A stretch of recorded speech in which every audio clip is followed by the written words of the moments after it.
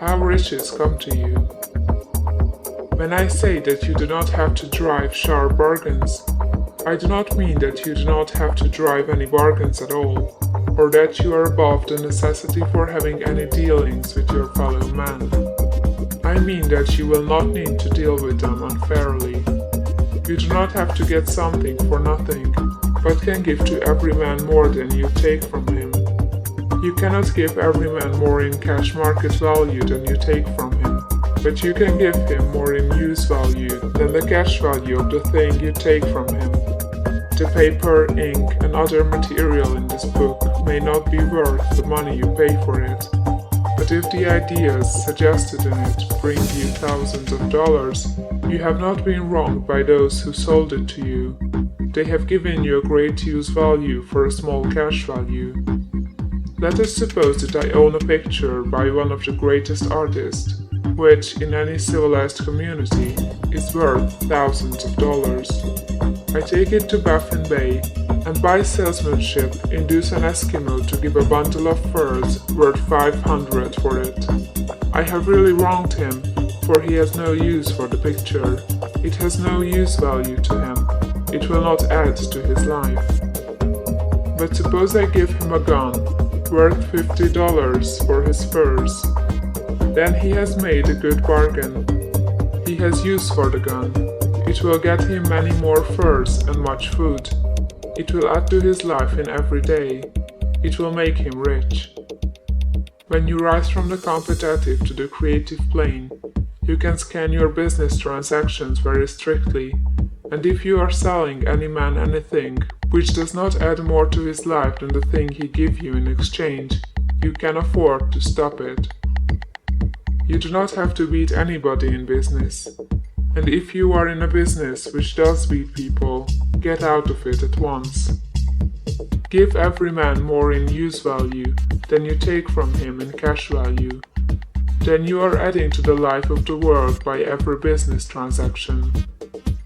If you have people working for you, you must take from them more cash value than you pay them in wages. But you can so organize your business that it will be filled with the principle of advancement, and so that each employee who wishes to do so may advance a little every day. You can make your business do for your employees what this book is doing for you. You can so conduct your business that it will be a sort of ladder, by which every employee who will take the trouble may climb to riches himself, and given the opportunity, if you will not do so, it is not your fault. And finally, because you are to cause the creation of your riches from formless substance which permeates all your environment, it does not follow that they are to take shape from the atmosphere and come into being before your eyes. If you want a sewing machine, for instance, I do not mean to tell you that you are to impress the thought of a sewing machine on thinking substance until the machine is formed without hands, in the room where you sit or elsewhere. But if you want a sewing machine, hold the mental image of it with the most positive certainty that it is being made, or is on its way to you. After once forming the thought, have the most absolute and unquestioning faith that a sewing machine is coming. Never think of it or speak of it in any other way than as being sure to arrive. Claim it as already yours.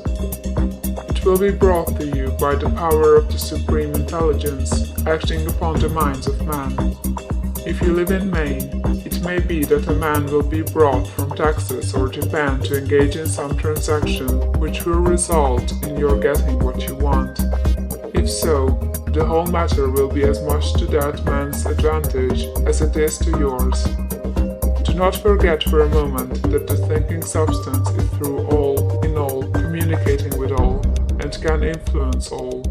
The desire of thinking substance for fuller life and better living has caused the creation of all the sewing machines already made, and this can cause the creation of millions more, and will, whenever man set it in motion by desire and faith, and by acting in a certain way. You can certainly have a sewing machine in your house, and it is just as certain that you can have any other thing or things which you want, and which you will use for the advancement of your own life and the lives of others. You need not hesitate about asking largely. It is your Father's pleasure to give you the kingdom, said Jesus. Original Substance wants to live all that is possible in you, and wants you to have all that you can or will use for the living of the most abundant life.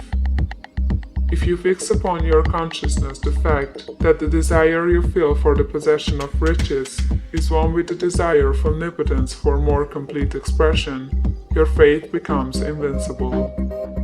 Once I saw a little boy sitting at a piano and vainly trying to bring harmony out of the keys, and I saw that he was grieved and provoked by his inability to play real music. I asked him the cause of this vexation, and he answered, "I can feel the music in me, but I can't make my hands go right." The music in him was the urge of original substance, containing all the possibilities of all life. All that there is of music was seeking expression through the child. God, the one substance, is trying to live and do and enjoy things through humanity. He is saying, "I want hands to build wonderful structures, to play divine harmonies, to paint glorious pictures. I want feet to run my errands, eyes to see my beauties, tongues to tell mighty truths, and to sing marvelous songs," and so on. All that there is of possibility is seeking expression through man. God wants those who can play music to have pianos and every other instrument, and to have the means to cultivate their talents to the fullest extent. He wants those who can appreciate beauty to be able to surround themselves with beautiful things. He wants those who can discern the truth to have every opportunity to travel and observe. He wants those who can appreciate dress to be beautifully clothed, and those who can appreciate good food to be luxuriously fed. He wants all these things because it is himself that enjoys and appreciates them. It is God who wants to play and sing and enjoy beauty and proclaim truth and wear fine clothes and eat good foods. It is God that worketh in you to will and to do, said Paul. The desire you feel for riches is the infinite seeking to express himself in you, as he sought to find expression in the little boy at the piano. So you need not hesitate to ask largely. Your part is to focalize and express the desire to God. This is a difficult point with most people. They retain something of the old idea that poverty and self-sacrifice are pleasing to God. They look upon poverty as a part of the plan, a necessity of nature. They have the idea that God has finished his work and made all that he can make, and that the majority of man must stay poor, because there is not enough to go around. They hold so much to this erroneous thought that they feel ashamed to ask for wealth. They try not to want more than a very modest competence, just enough to make them fairly comfortable. I recall now a case of one student who was told that he must get in mind a clear picture of the things he desired, so that the creative thought of them might be impressed on formless substance. He was a very poor man, living in a rented house and having only what he earned from day to day, and he could not grasp the fact that all wealth was his. So, after thinking the matter over, he decided that he might reasonably ask for a new rug on the floor of his best room and an anthracite coal stove to heat the house during the cold winter. Following the instructions given in this book, he obtained these things in a few months, and then it dawned upon him that he had not asked enough. He went through the house in which he lived and planned all the improvements he would like to make in it. He mentally added a bay window here, a room there, until it was complete in his mind as his ideal home, and then he planned its furnishings. Holding the whole picture in his mind, he began living in the certain way, and moving toward what he wanted, and he owns the house now, and is rebuilding it after the form of his mental image. And now, with still larger faith, he is going on to get greater things. It has been unto him according to his faith, and it is so with you and with all of us.